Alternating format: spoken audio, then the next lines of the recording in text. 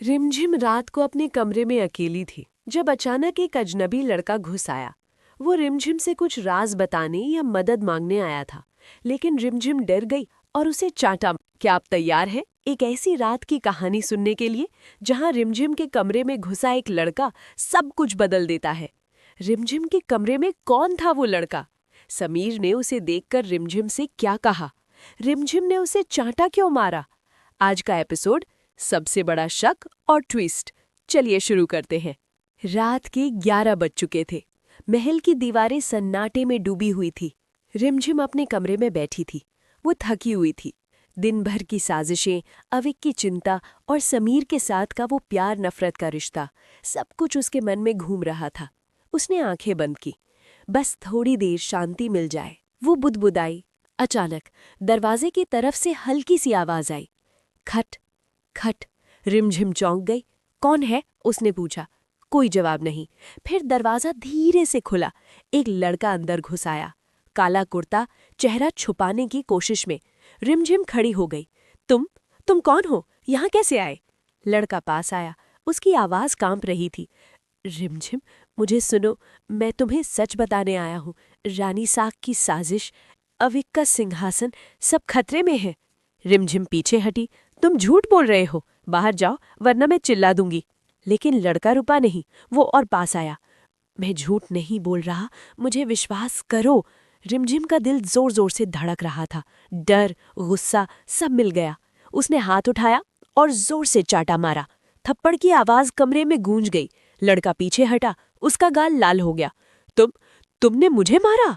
हाँ मारा, क्योंकि तुम यहाँ बिना इजाजत घुसे हो। बाहर निकलो, रिमझिम चिल्लाई। ठीक उसी पल दरवाजा जोर से खुला। समीर अंदर आया। उसकी आंखें आग बरसा रही थी। वो लड़के को देखा, फिर रिमझिम को, जो अभी भी हाथ उठाए खड़ी थी। रिमझिम, ये क्या हो रहा है? समीर की आवाज में गुस्सा था, दर्द था और गहरा शक। ये लड़का तुम्हारे कमरे में रात के इस वक्त?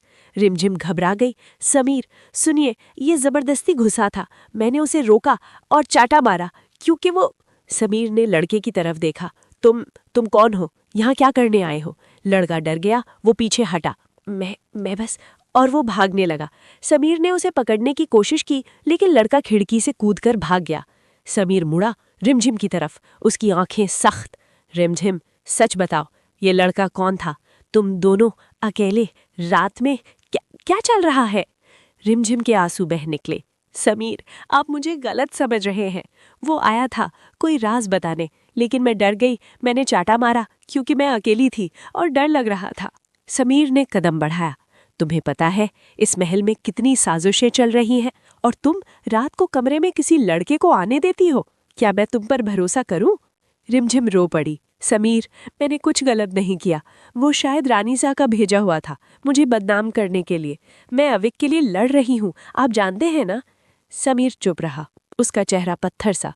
मैं तुम्हें बचाने के लिए यहाँ हूँ, लेकिन अगर तुम ऐसे राज छुपाओगी तो मैं क्या करूँ? वो पास आया। रिमझिम का हाथ पकड़ा। रिमझिम, मुझे सच बताओ, वो लड़का क्या कह रहा था? रिमझिम ने सर झुकाया। वो कह रहा था, रानी सा अविक को खत्म करना चाहती है और मुझे फंसाकर सिंहासन हथियाना चाहती है, लेकिन मैंने विश्वास नहीं किया और चाटा मार दिया। समीर ने गहरी सांस ली। तो ये सब साजिश है, लेकिन रिमझिम, तुमने मुझे क्यों नहीं बताया? मैं तुम्हारा गार्डियन हूँ, तुम्हारा सब कुछ। रिमझिम ने ऊपर देखा। क्योंकि आप मुझ पे शक करते हैं हर बार। प्यार है, लेकिन भरोसा नहीं। समीर स्तब्ध। प्यार? रिमझिम, मैं। वो रुक गया। उसने रिमझिम को गले लगाया।